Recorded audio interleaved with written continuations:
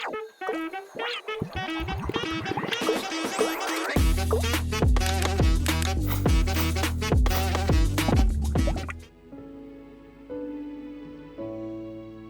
sesungguhnya penyakit kitalah yang ditanggungnya, dan kesengsaraan kita yang dipikulnya. Padahal kita mengira dia kena tulah, dipukul dan ditindas Allah. Tetapi dia tertikam oleh karena pemberontakan kita. Dia diremukkan oleh karena kejahatan kita. Ganjaran yang mendatangkan keselamatan bagi kita ditimpakan kepadanya, dan oleh bilur-bilurnya kita menjadi sembuh. Mari kita datang di dalam doa. Tuhan, terima kasih untuk salib yang Tuhan berikan kepada kami. Kami menang, kami sembuh, kami merdeka karena salib yang Tuhan kerjakan buat kami. Kami bersyukur Tuhan. Dan saat ini kami mau datang kepada Tuhan, kami mau berterima kasih kepada Tuhan, kami mau mengingat kebaikan Tuhan, pengorbanan Tuhan bagi kami yang Engkau kasihi. Kami menyerahkan ibadah ini kepadamu Tuhan, hadirlah, lawat setiap umat-Mu, berbicara kepada setiap umat-Mu secara pribadi. Hati kami siap Tuhan untuk berjumpa dengan Engkau di dalam ibadah hari ini, Jumat Agung, pagi hari ini.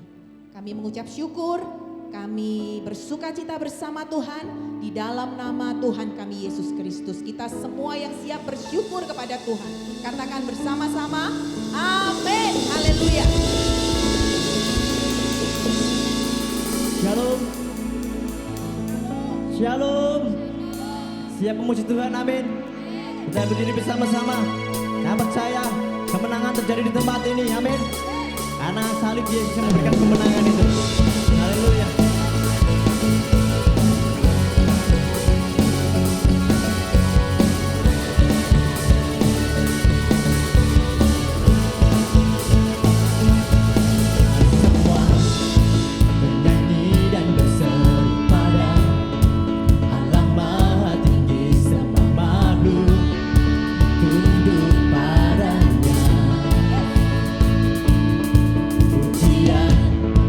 Bagi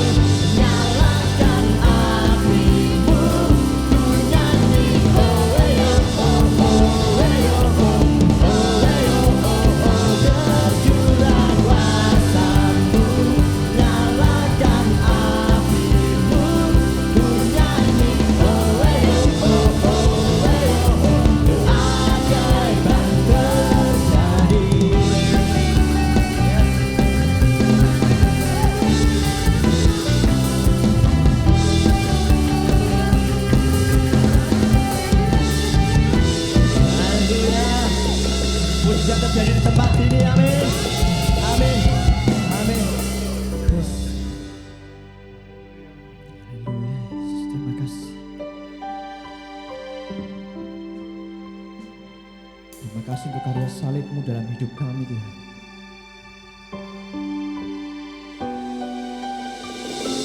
Biar kami menghargai pengorbanan-Mu dalam hidup kami Tuhan. Karena salib-Mu sudah cukup bagi kami Tuhan. Mari jemaat Tuhan, sama-sama nyanyikan pujian.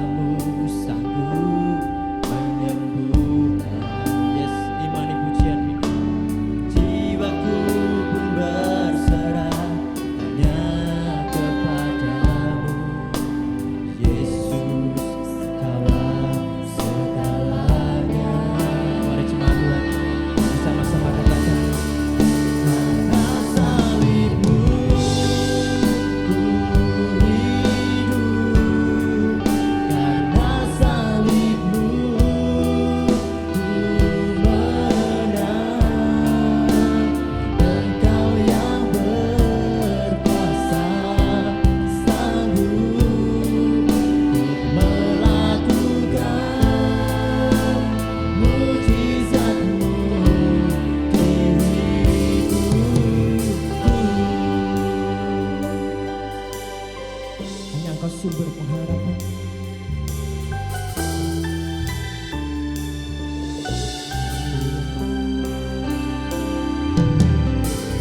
Kaulah sumber pengharapan.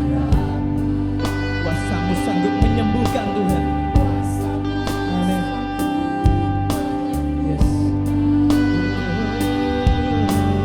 Jiwaku pun berserah hanya kepada-Mu.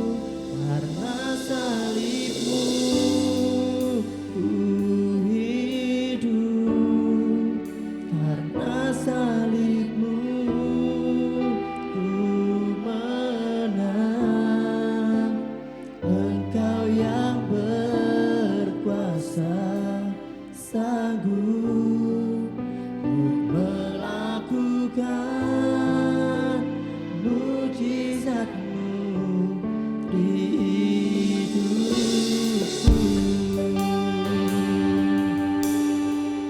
sembah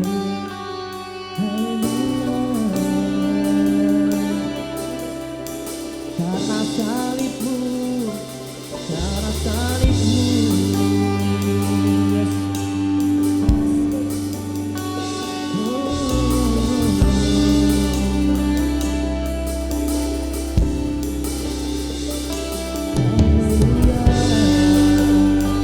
Salibmu sanggup menyembuhkan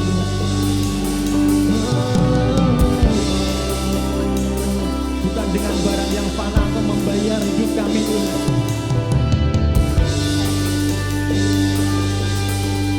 Bukan dengan emas dan perak Kau menebus hidup kami Tuhan, tapi dengan darah-Mu Tuhan.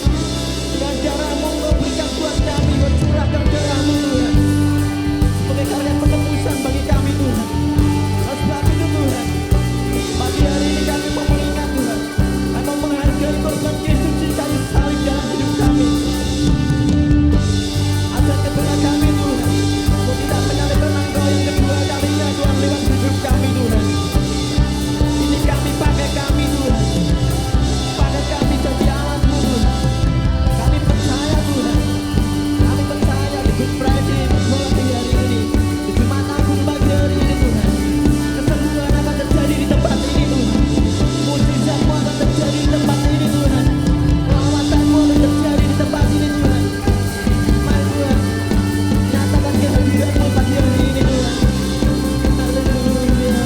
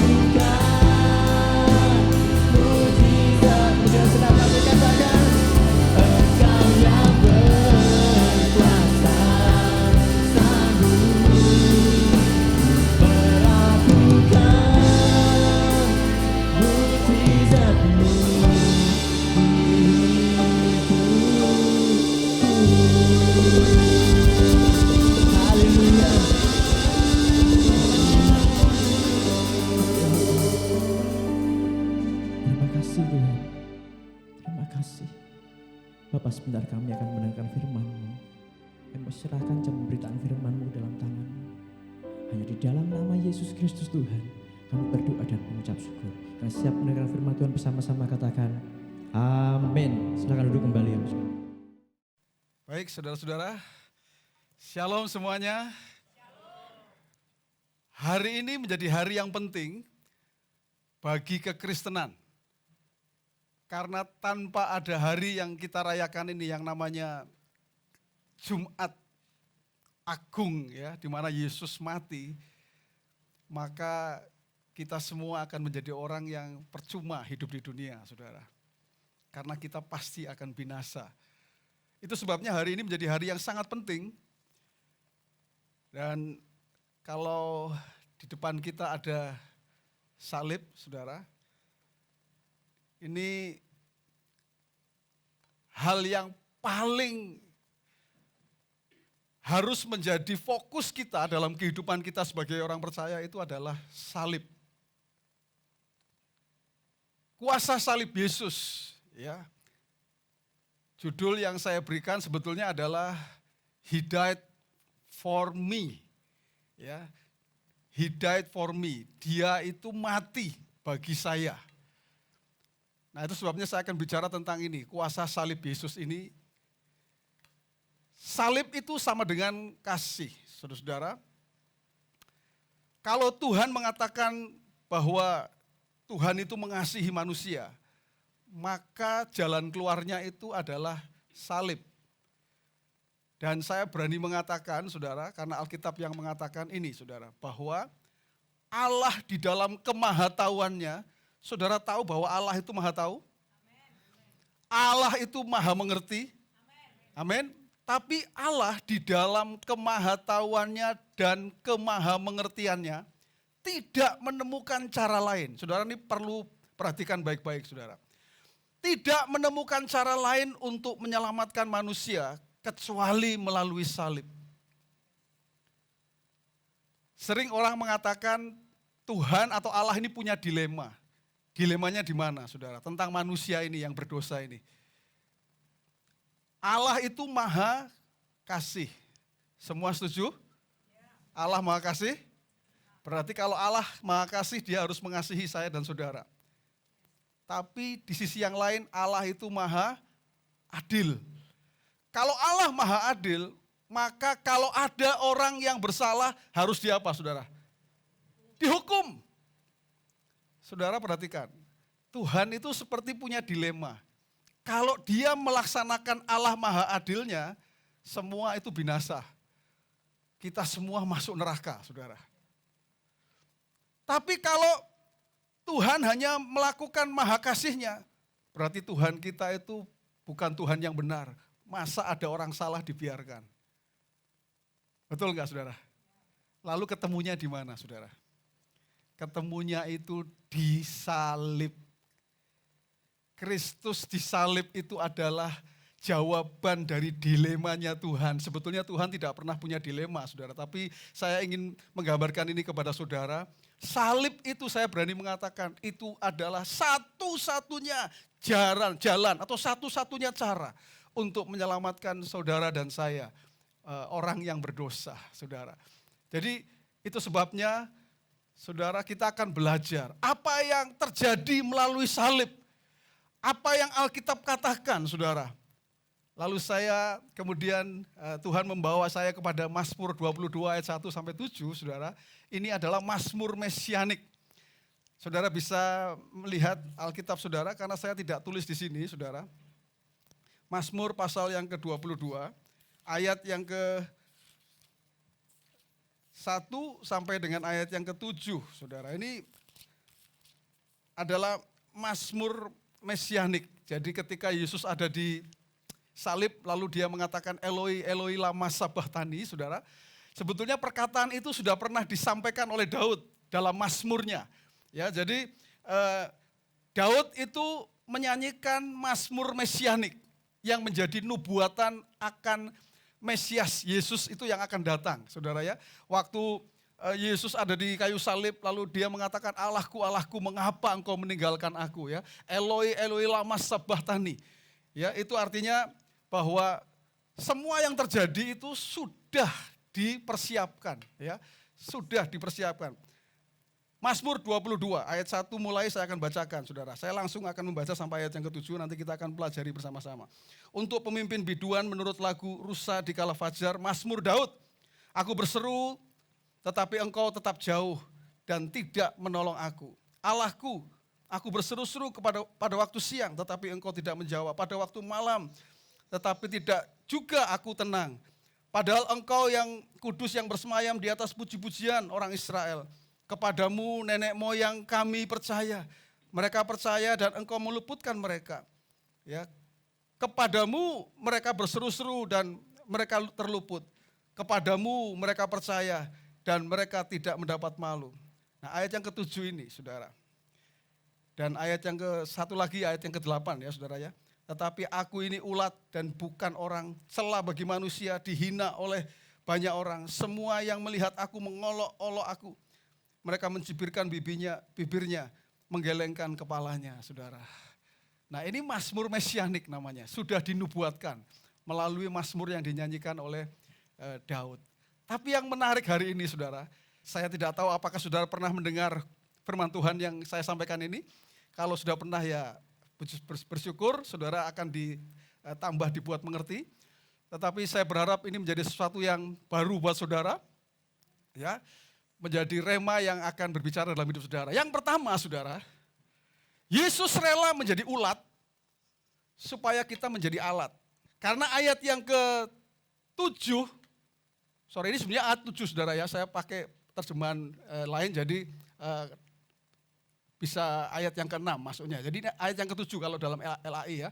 Tetapi aku ini ulat, bukan orang. Nah, saudara, kenapa? Ya, kenapa di sini dikatakan Mesias mengatakan, aku ini ulat. Ulat. Nah, ini menarik, saudara. Ya, menarik. Ulat di sini bukan ulat sembarangan, karena ada banyak ulat. Ya. Menjadi ulat itu maksudnya mengalami penderitaan. Maksudnya apa? Perhatikan ini, saudara. Ulat itu dalam bahasa Ibrani yang dipakai di sini, karena ulat itu banyak, saudara. Tapi yang dipakai dalam kata ini adalah namanya tolaat. Ya, saudara. Tolaat. Tolaat itu ulat. Tapi ulat ini adalah ulat yang darahnya digunakan untuk menjadi alat pewarna. Kain kirmisi, shani itu namanya, saudara. Kain kirmisi itu shani. Ya, dalam bahasa Ibrani juga namanya shani. Ya. Jadi ini ulat bukan ulat sembarangan, saudara. Ulat ini menariknya, saudara. Menariknya adalah, saya harap ini bisa terbaca. Ya. Jadi pewarna kain kirmisi ini berasal dari ulat ternyata. Namanya Coccus ilicis. Biasanya ulat betina, ulat ini itu meletakkan telur-telurnya di kulit pohon. Dan ulat betina itu akan menempatkan dirinya di dekat telur-telur. Jadi kalau dia sudah bertelur, dia akan ada di pohon dan dia akan menempel kepada pohon, saudara.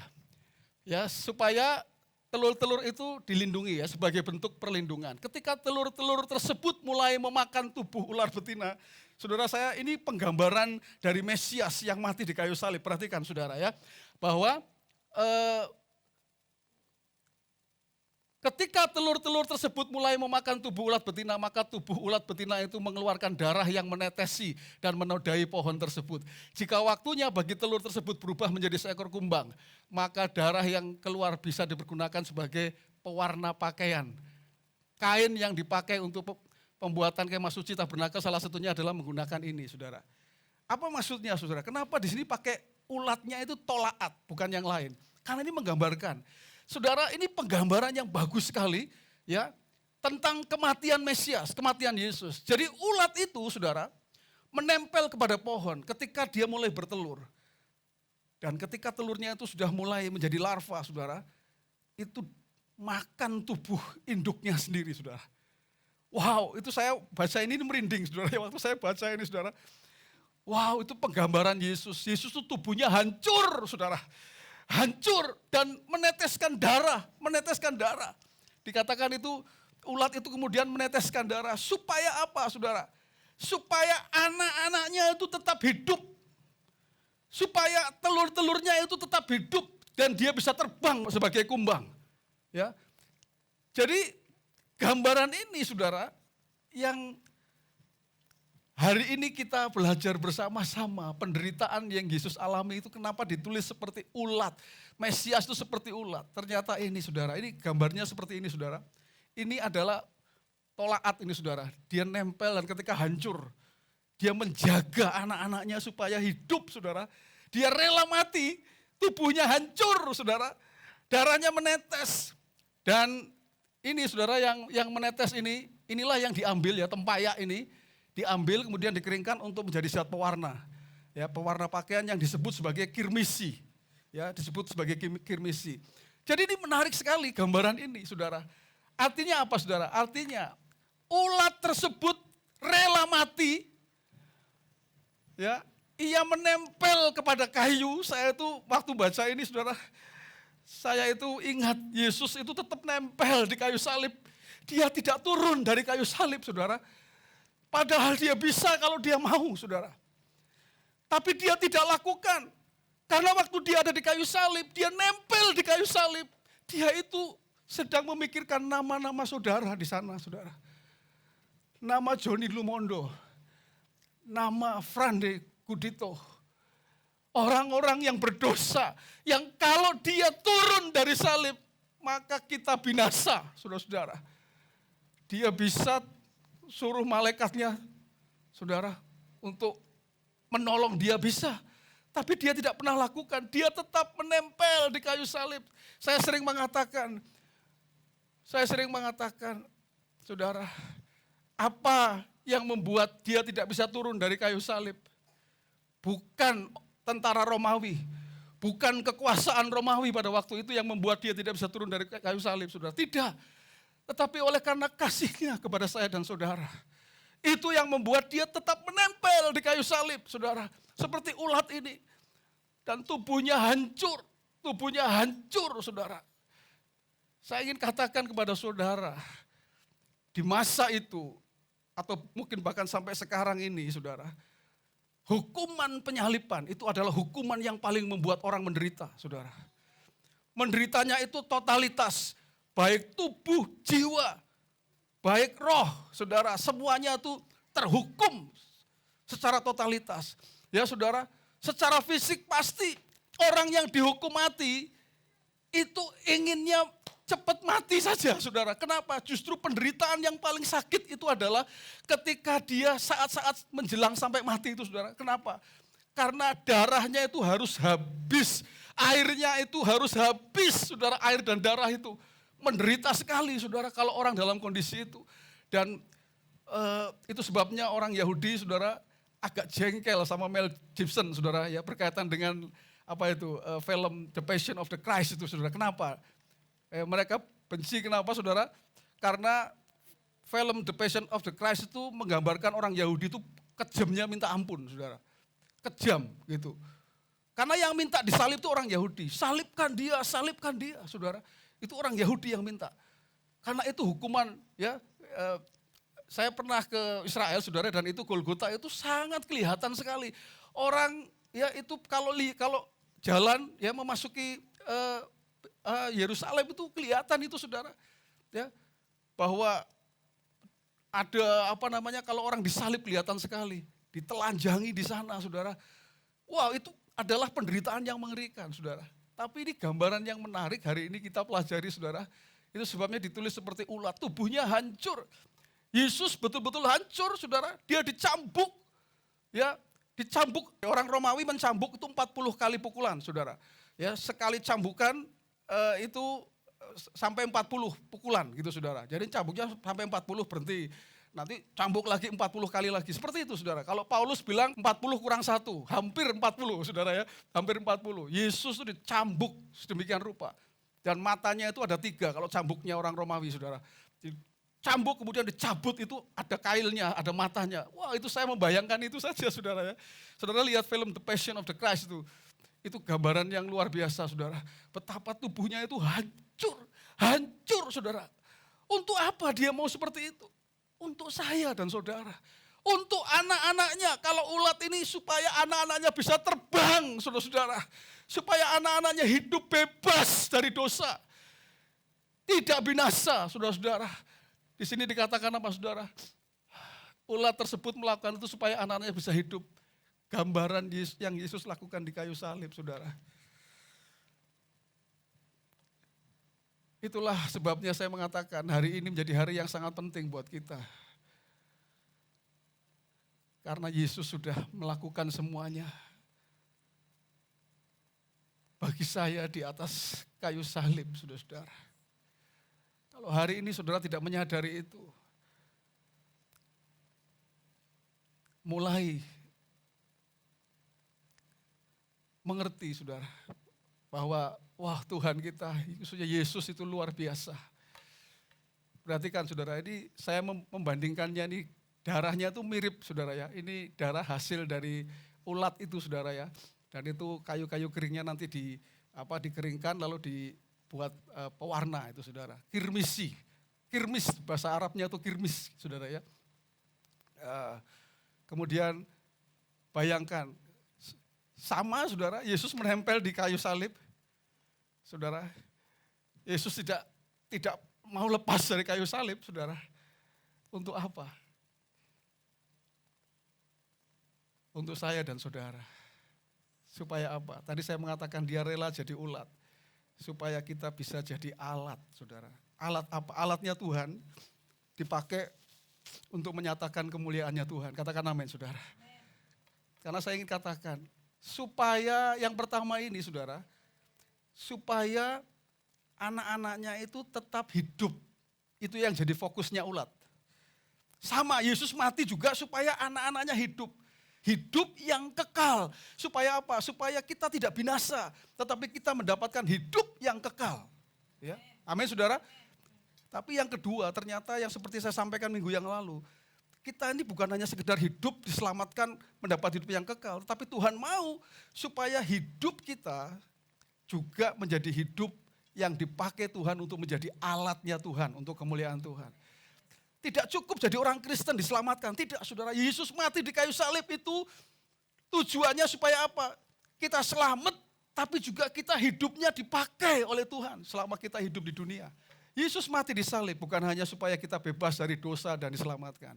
Tetapi supaya hidup kita menjadi alat untuk menyatakan kemuliaannya. Itu sebabnya tadi saya katakan dia rela jadi ulat. Supaya kita bisa jadi alatnya Tuhan. Katakan amin saudara. Ya, yang kedua saudara. Yesus rela dipermalukan supaya kita dipermuliakan. Dipermuliakan ini bukan berarti Anda disembah, tidak. Tapi dipermuliakan ini artinya Anda diangkat kembali menjadi mulia. Ingat Roma 3 ayat 23 mengatakan kita ini kehilangan kemuliaan Allah. Artinya kita lepas dari standar kemuliaannya Allah, jatuh. Kalau dalam bahasa Inggris itu fall short, ya, jatuh. Nah, supaya kembali lagi kepada kemuliaan Allah, Yesus harus mati di kayu salib, saudara. Semua yang melihat aku, ini ayat yang ke-8 maksudnya, bukan ayat yang ke-7. Semua yang melihat aku mengolok-olok aku, mereka mencibirkan bibirnya, menggelengkan kepalanya. Ini Mazmur 22 ayat yang ke-8 ini saudara ya, ayat yang ke-8. Nah, Mazmur 22 ayat yang ke-8 saudara, itu digenapi dalam Matius 27 ayat 28 sampai 31. Saya akan baca buat saudara. Saya memang tidak tulis di situ saudara ya. Matius pasal yang ke-27.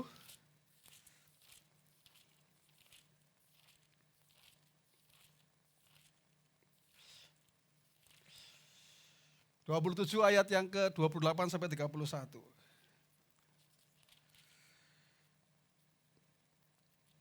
Baik. Mereka menanggalkan pakaiannya dan mengenakan jubah ungu kepadanya. Kalau dalam terjemahan LAI hanya ditulis jubah ungu ya saudara ya. Tapi kalau dalam bahasa asli Alkitab, dalam bahasa Yunani, itu pakai katanya adalah itu dipakaikan kain kirmisi. Saudara, ya, itu kain kirmisi. Ya. Di situ dikatakan mereka menanggalkan pakaiannya dan mengenakan jubah ungu kepadanya. Mereka menganyam sebuah mahkota duri dan menaruh di atas kepalanya. Lalu memberikan dia sebatang bulu di tangan kanannya. Kemudian mereka berlutut di hadapannya dan mengolok-olok dia. Ini persis seperti Mazmur 22 ayat 8 tadi, saudara. Ayat 8 maksudnya ya, saudara. Itu digenapi di dalam Mazmur 27 ayat 28 sampai 31. Mereka meludahi. Bayangkan, saudara. Ya. Mengolok-olok salam, hai raja orang Yahudi. Jadi salamnya itu ya dengan mengatakan hai raja orang Yahudi itu olokan sebetulnya. Jadi menghina gitu, bahkan kemudian meludahi. Mereka meludahinya dan mengambil buluh itu dan memukulkannya ke kepalanya. Sesudah mengolok-olok dia, mereka menanggalkan jubah itu daripadanya dan mengenakan pula pakaiannya kepadanya. Kemudian mereka membawa dia keluar untuk disalibkan. Nah saudara, Yesus rela diolok-olok, rela dipermalukan, saudara, supaya kita dipermuliakan. Dalam ayat tadi, saudara, itu dikatakan bahwa Yesus itu dipakaikan kain kirmisi.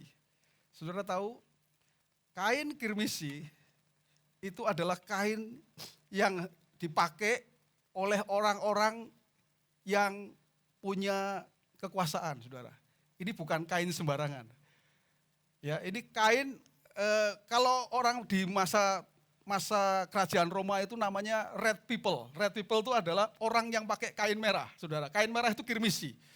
Jadi orang yang pakai kain merah itu adalah raja, saudara, bangsawan, ya, tentara Roma itu juga pakai, saudara. Karena itu adalah masuk orang-orang yang disebut sebagai red people, orang-orang yang pakai jubah merah itu. Makanya Yesus itu dikasih jubah itu, saudara. Supaya apa? Tapi itu bukan untuk betul-betulan, itu hanya untuk olok-olokan, saudara. Bahwa ini loh raja orang Yahudi diludahi segala macam. Wah, Anda bayangkan itu, saudara. Mungkin karena kita hanya membaca dan kita nggak bisa membayangkan visualisasinya seperti apa, saudara. Ya, saya merasa hari ini yang memang cukup bisa memvisualisasikan adalah The Passion of the Christ itu ya, saudara ya. Bahwa kita bisa melihat secara visualisasi gitu ya. Secara visual gitu, oh ternyata seperti itulah ya. Jadi dia dipakaikan kain ini, saudara. Dilepas bajunya dulu lalu dipakaiin kain. Lalu kemudian diolok-olok, ini raja tapi diludahin, saudara, bayangkan saudara. Ini terjadi kepada Yesus. Saya ini ketika membaca ini ya saudara, waduh. Siapa yang bisa tahan begitu, saudara? Manusia mana yang bisa tahan, saudara? Dihina, diolok-olok, diludahi, saudara. Tapi dia diam seperti domba yang keluh, saudara. Dia enggak ngapa-ngapain, saudara. Dia diam saja padahal dia punya kekuasaan. Kalau dia mau, ya saudara, kembali saya katakan malaikat Tuhan turun, habisin ini orang ini, habis semua, saudara. Tapi dia tidak lakukan itu, saudara. Dia tidak lakukan itu. Dia rela, yang harusnya diolok itu saya dan saudara. Yang seharusnya dihina itu saya dan saudara. Kita ini yang harusnya mengalami penghinaan, hidup dalam kehinaan, tapi dia rela menggantikannya untuk saya dan saudara. Supaya apa? Supaya kita menjadi orang yang mulia, saudara. Saudara, warna kirmisi itu menjadi lambang kekuasaan, kemakmuran. Yesus rela pakai kirmisi, tapi arti kirmisi yang dipakaikan kepada Yesus itu bukan kekuasaan. Tetapi yang dipakaikan kepada Yesus itu adalah lambang dosa kita, pelanggaran kita. Makanya ada ayatnya yang minggu lalu kita baca, walaupun dosamu merah seperti kirmisi, yang dipakaikan kepada Yesus itu ditanggung oleh Yesus, saudara. Itu artinya adalah dosa kita.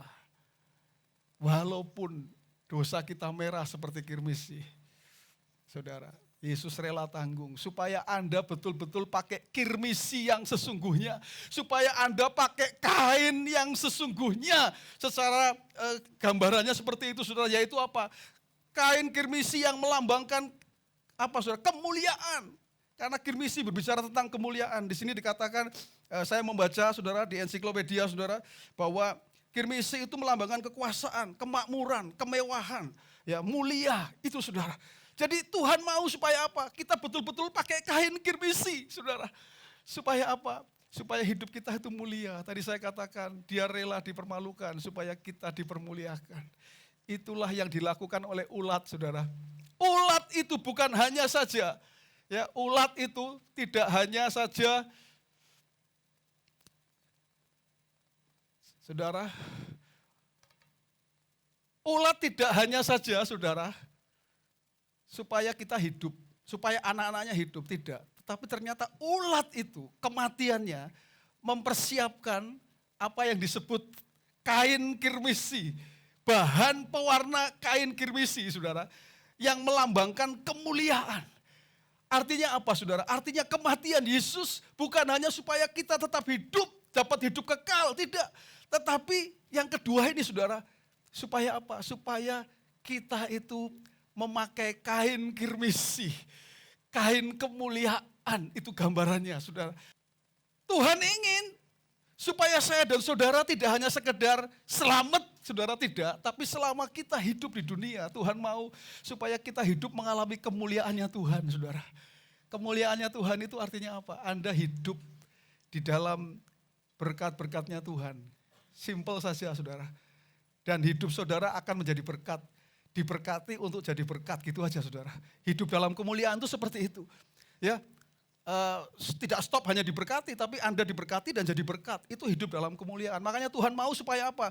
Kita itu hidup dalam kemuliaan dan kemuliaan yang lebih lagi. Ya, Tuhan mau supaya Anda mengalami kondisi seperti itu, saudara. Itulah kenapa Yesus mati di kayu salib, saudara. Supaya Anda itu dipermuliakan.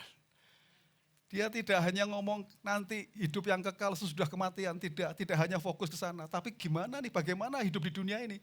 Hidup di dunia ini, orang percaya harus mengalami kemuliaan demi kemuliaannya Tuhan, saudara. Hidupnya itu, tadi saudara kalau pakai kain kirmis itu gambarannya apa? Ada kemakmuran, ya saudara. Itu ditulis, saudara. Itu jelas menjadi gambaran kita. Kalau kita mengalami kemuliaan Tuhan, maka itulah yang akan terjadi dalam hidup saya dan saudara. Ya, karena Tuhan ingin rancangannya itu digenapi dalam hidup saya dan saudara. Melalui kematian Tuhan, saudara. Tapi dari hari ini kita belajar, saudara. Hari ini kita belajar. Inilah yang Yesus lakukan di salib. Inilah yang Yesus sudah lakukan di atas kayu salib, saudara. Dua hal yang dilakukan oleh ulat. Gambaran apa yang Yesus lakukan. Ulat itu rela. Tubuhnya hancur. Demi apa? Demi anak-anaknya hidup, saudara. Demi saudara dan saya hidup. Dia tetap nempel di kayu, saudara. Demikianlah hati Yesus. Dia berusaha supaya anak-anaknya tetap hidup. Itu sebabnya dia nempel di kayu salib, dia nggak mau turun. Itu yang pertama yang Yesus lakukan.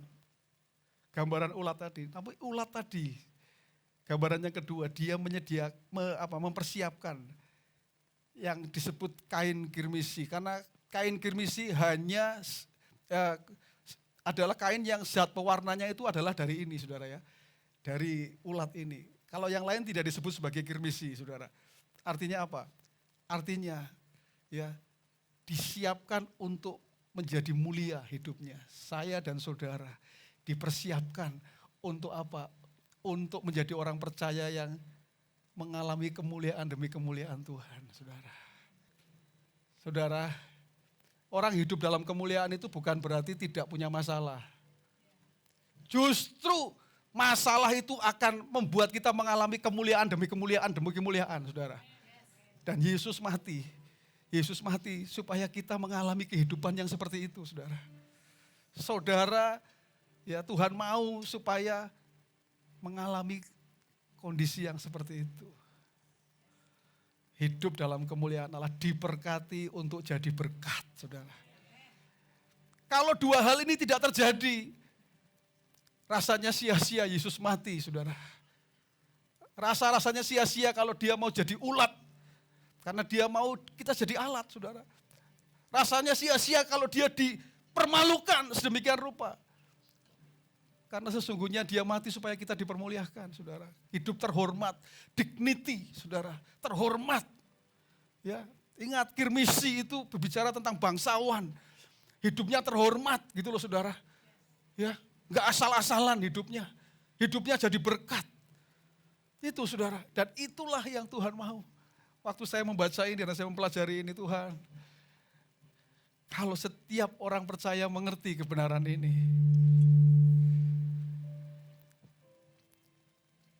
saya percaya pasti akan ada banyak orang boleh diberkati, diselamatkan bahkan.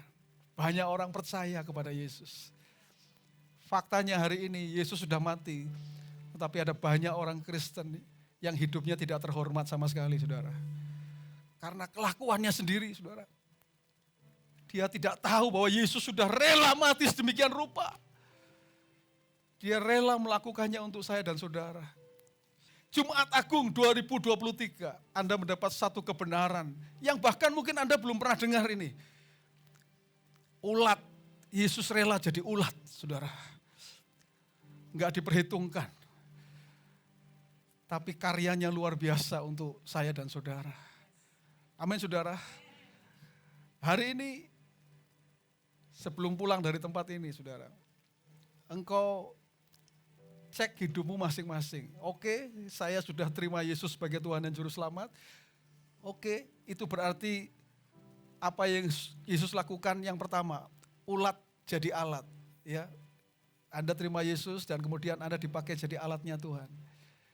Tapi yang kedua, saudara, betulkah Anda sudah hidup dalam kemuliaan demi kemuliaan? Betulkah Anda mengalami kemuliaan Tuhan dalam hidup saudara? Itu yang kedua yang ulat lakukan, mempersiapkan.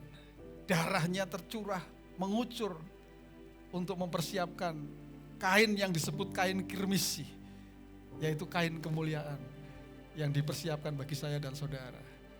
Amin, saudara. Supaya hidupmu mengalami kemuliaan Tuhan.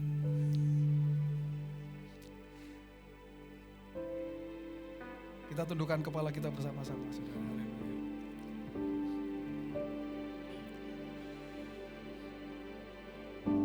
Terima kasih Tuhan. Kami bersyukur Tuhan untuk kebenaran firman-Mu. Supaya kami boleh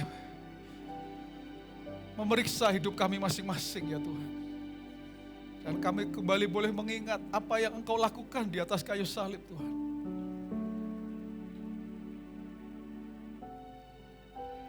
Begitu luar biasa bagi kami.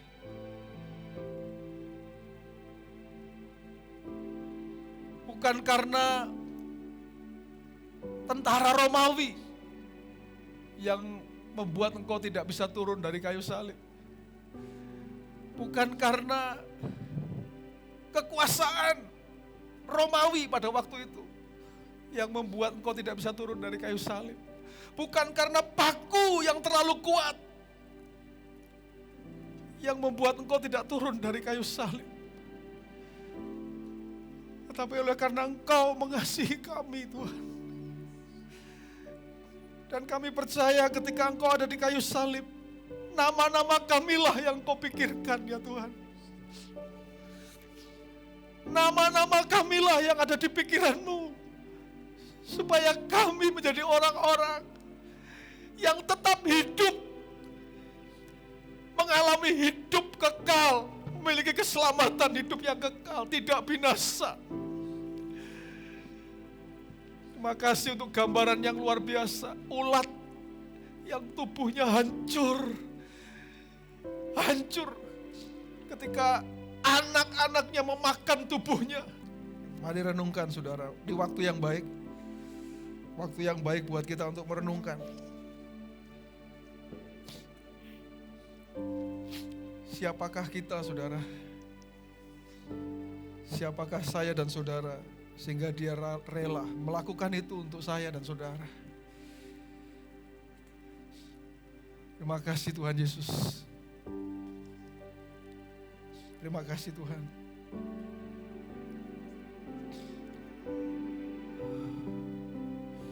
Sebentar kita akan menikmati persekutuan dengan tubuh dan darah Tuhan.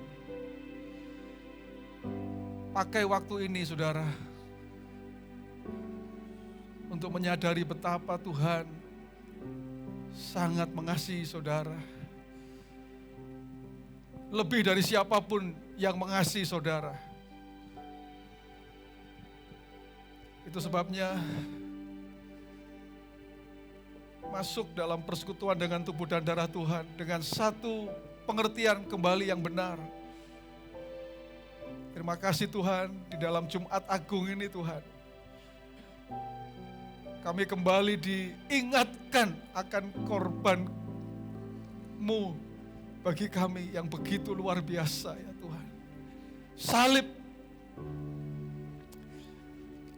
itu cukup bagi kami. Terima kasih Tuhan.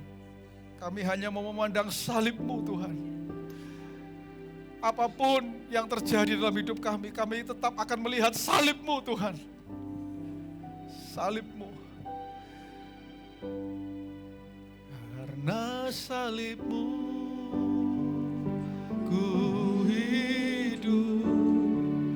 Karena salib-Mu ku menang. Engkau yang berkuasa sanggup melakukan mujizat-Mu. Karena salib-Mu ku hidup. Karena salib-Mu ku menang. Engkau yang berkuasa sanggup melakukan mujizat-Mu di hidupku.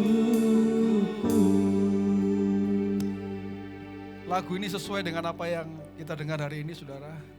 Karena salib Tuhan, kita tetap hidup. Karena salib Tuhan, kita tetap menang. Menang itu artinya hidup dalam kemuliaan, saudara. Kemenangan demi kemenangan, karena kita hidup dalam kemuliaan. Ya, itu sebabnya sekali lagi saya ingin katakan kepada saudara, ucapkanlah syukur dengan apa yang sudah Tuhan lakukan dalam hidup kita, saudara. Kita tidak bisa membalas apa yang Tuhan lakukan, gak bisa.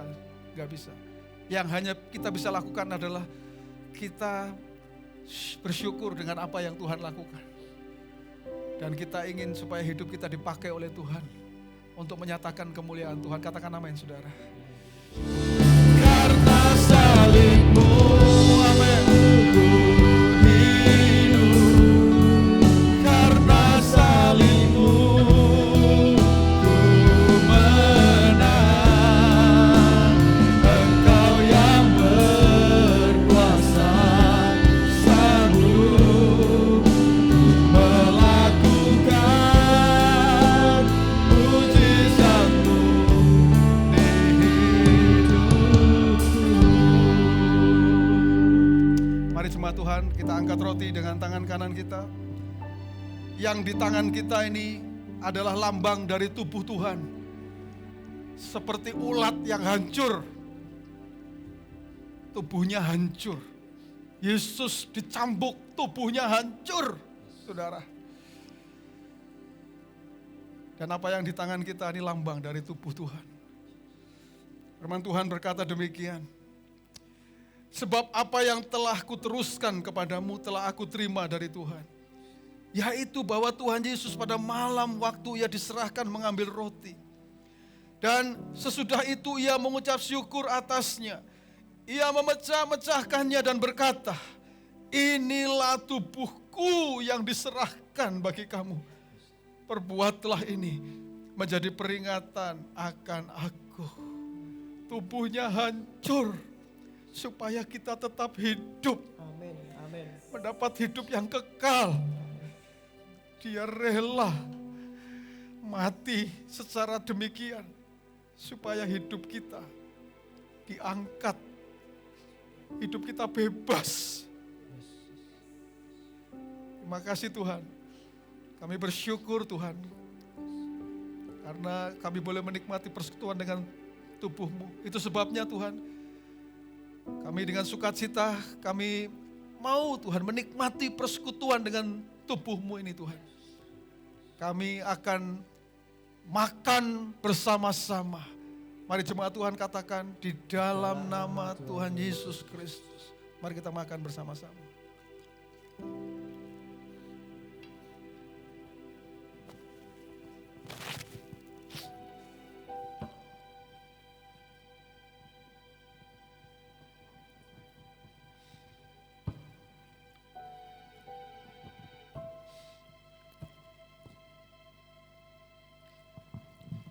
Mari kita angkat cawan.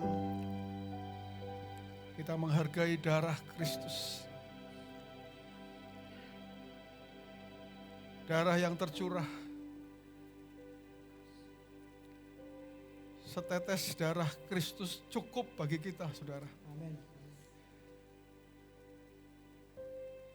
Seperti ulat yang darahnya tercurah, yang mengucur, menempel pada pohon itu. Sampai habis darahnya. Firman Tuhan berkata demikian. Demikian juga ia mengambil cawan sesudah makan lalu berkata, cawan ini adalah perjanjian baru yang dimeteraikan oleh darahku. Perbuatlah ini setiap kali kamu meminumnya, menjadi peringatan akan aku. Sebab setiap kali kamu makan roti ini dan minum cawan ini, kamu memberitakan kematian Tuhan sampai ia datang. Darahnya tercurah, mempersiapkan saudara untuk saudara menggunakan kain kirmisi yang sesungguhnya. Hidupmu dimuliakan, saudara. Ketika engkau menggunakan kain kirmisi, berbicara tentang hidupmu diangkat, dimuliakan. Kau diberkati untuk memberkati, saudara. Itu yang Tuhan inginkan melalui kematiannya di kayu salib. Itu sebabnya, saudara, saat ini kita akan menikmati persekutuan di dalam darah Kristus. Darah perjanjian yang menjadi meterai dari semua janji-janji Tuhan. Itu sebabnya kita akan menikmati bersama-sama. Orang percaya katakan bersama, di dalam nama Tuhan Yesus Kristus. Mari kita minum.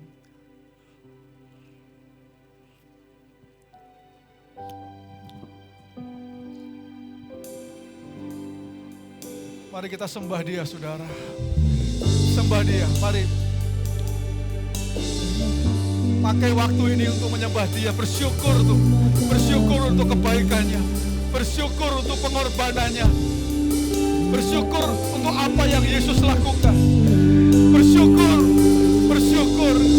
ya Tuhan.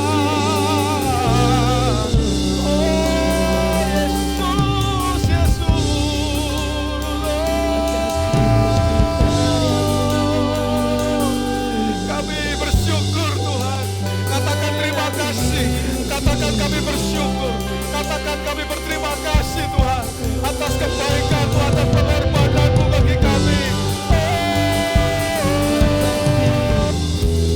Karya terbesar dalam hidupku, pengorbanan-Mu yang selamatkanku. Engkaulah harta yang tak ternilai, yang ku miliki dan ku hargai. Yesus, Engkau ku kagumi. Karya terbesar, karya terbesar dalam hidupku. Amin. Pengorbanan-Mu yang selamatkanku. Engkaulah harta yang tak ternilai, yang ku miliki dan ku hargai. Yesus, Engkau ku kagum. Yesus, Engkau ku kagumi. Yesus, Engkau ku kagumi. Haleluya. Benar Tuhan. Benar Tuhan. Haleluya. Terima kasih Tuhan. Kami kagum akan Engkau ya Tuhan. Apa yang sudah Engkau lakukan di atas kayu salib, sungguh kami kagum akan Engkau ya Tuhan. Itu sebabnya seperti lagu yang kami nyanyikan, Engkaulah harta yang tidak ternilai, karena tak terhingga nilainya bagi kami Tuhan. Kami menghargai Engkau ya Tuhan dalam hidup kami Tuhan. Itu sebabnya ini akan membuat kami menjadi orang percaya yang lebih lagi Tuhan, untuk berkata, ini aku Tuhan. Aku siap dipakai oleh Tuhan, supaya kematian-Mu tidak sia-sia Tuhan. Oleh karena kami tahu tujuan-Mu, supaya hidup kami melayani Tuhan, dipakai oleh Tuhan, hidup dalam kemuliaan. Itulah yang Tuhan rancangkan dalam hidup kami. Terima kasih Tuhan, kami terima kebenaran ini menjadi bagian dalam hidup kami yang akan terus mewarnai kehidupan kami hari lepas hari Tuhan. Di dalam nama Tuhan Yesus. Mari jemaat Tuhan angkat tanganmu dan terimalah berkat dari Tuhan. Firman Tuhan mengatakan, jadilah engkau orang percaya yang mengandalkan Tuhan dalam kehidupanmu. Engkau jadi orang yang trust and hope. Maka engkau akan seperti pohon yang ditanam di tepi aliran air. Engkau tidak pernah takut tahun-tahun kering. Engkau akan terus hijau daunnya. Dan engkau akan terus berbuah, tidak pernah berhenti berbuah. Apa yang diperbuat tanganmu Tuhan akan buat berhasil. Kau akan terus naik dan tidak turun. Jadi kepala dan bukan jadi ekor. Akan surga terbuka. Dibukakannya tingkap di langit, dicurahkannya berkat bagi setiap engkau. Apa yang dicari oleh bangsa-bangsa? Perkara makan, minum yang dipakai semuanya itu. Bapamu yang di surga tahu bahwa engkau memerlukan semuanya itu. Carilah dahulu kerajaan Allah dan kebenarannya. Maka semuanya akan ditambahkan kepadamu. Pada akhirnya Tuhan, hanya bagimulah segala pujian, segala hormat, segala kemuliaan. Dahulu, sekarang, sampai selama-lamanya. Jemaat yang dikasihi Tuhan, pulanglah ke rumahmu masing-masing dengan membawa berkat dari Tuhan. Tuhan memberkati engkau dan melindungi engkau. Tuhan menyinari engkau dengan wajahnya dan memberi engkau kasih karunia. Tuhan menghadapkan wajahnya kepadamu dan memberi engkau damai sejahtera. Roh Kudus menyertai engkau mulai sekarang ini sampai selama-lamanya. Di dalam nama Tuhan Yesus Kristus. Orang percaya katakan bersama. Amin. Haleluya.